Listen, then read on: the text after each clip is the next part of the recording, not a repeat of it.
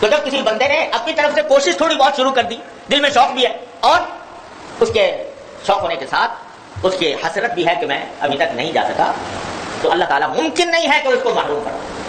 اور میں نے شاید اپنی بہن کا واقعہ سنایا تھا پہلے بھی کہ میری ہمشیرہ کی سب سے بڑی مرحومہ انتقال ہو چکا ہے.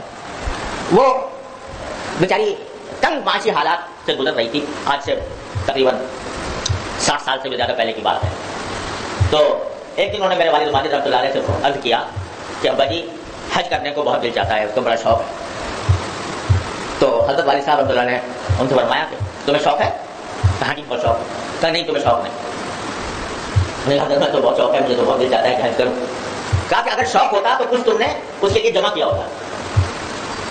تو ہماری بہن نے کہا کہ میرے تو معاشی حالات ایسے ہیں تنگ دستی کے کہ میں اس میں پیسے جمع نہیں کر ہی نہیں پاتی. کہا کہ تم کیا ایک آنا، اس زمانے میں ایک آنا بھی کوئی حقیقت کر سکتا، ایک آنا بھی جمع کر سکتے روزانہ یا مہینے میں؟ کہا کتنا لوگ کر سکتے. کہا کہ بناؤ ایک ایسا لفافہ بناؤ جس میں جتنا ہو سکے تو جمع کرو، اور اگر وہ جمع ہو گیا اتنا کہ جس سے حج کر سکو تو انشاءاللہ حج ہو جائے گا، اور اگر نہ بھی کر سکیں تو اللہ تعالیٰ تمہیں انشاءاللہ حج کا ثواب دے گا. یہ ان سے کہہ دیا. بات آئی گئی ہو گئی.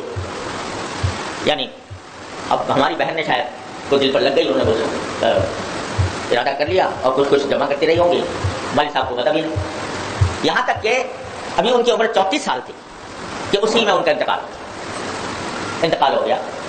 تو جب ان کے سامان کو دیکھا گیا تو اس میں سامان میں ایک کپڑے کی ایک تھیلی نکلی جس میں لکھا ہوا تھا حج کے پیسے. حج کے پیسے وہ جمع کر رہی. کھولا تو اس میں کل 65 روپے نکلے. 65 60 اور 5 65 روپے. حضرت والد صاحب کے سامنے آیا تو والد صاحب کی آنکھوں میں آنسو آ گئے اور آپ نے فرمایا کہ دیکھو میں نے کسی وقت اسے کہا تھا، اللہ کی بندی نے پیسے جمع کرنے شروع کیے، 65 روپے جمع کر پائے یہ انتقال ہو. تو حضرت والد صاحب رحمۃ اللہ علیہ نے ان کی طرف سے حج بدل کروایا، وہ 65 روپے بھی اور ساتھ میں شاید اپنی طرف سے کچھ اضافہ کر کے حج بدل کروایا. حج بدل ان کا ہو گیا. اسی دوران حضرت والد صاحب رحمۃ اللہ علیہ حج کے لیے خود تشریف لے گئے. میدان عرفات میں بیٹھے ہوئے تھے. عرفات کے میدان کے اندر ذکر میں تسبیح میں مشغول تھے. بیٹھے بیٹھے کچھ آنکھ لگ گئی، جیسے بعض اوقات وضو کی تیاری ہوتی. اس آنکھ لگنے میں ہماری بہن کو دیکھا اس آنکھ لگنے کے دوران کہ جبل رحمت جو عرفات کا پہاڑ ہے اس کے اوپر چڑھ رہی ہیں، اس کے اوپر چڑھ رہی ہیں.